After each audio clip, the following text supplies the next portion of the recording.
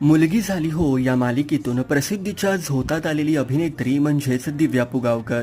दिव्या पुगावकरचा जन्म 21 जुलै 1997 मध्ये मुंबई येथे झाला.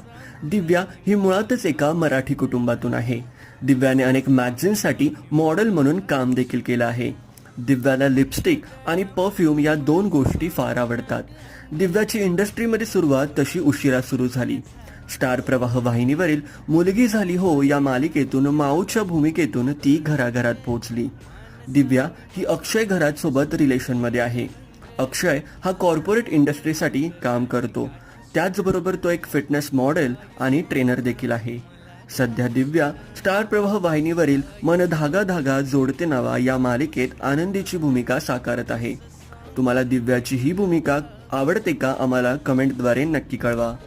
मनोरंजन विश्वातील बातम्या, अपडेट्स आणि गॉसिपसाठी आत्ताच मराठी वर्ल्ड या यूट्यूब चॅनलला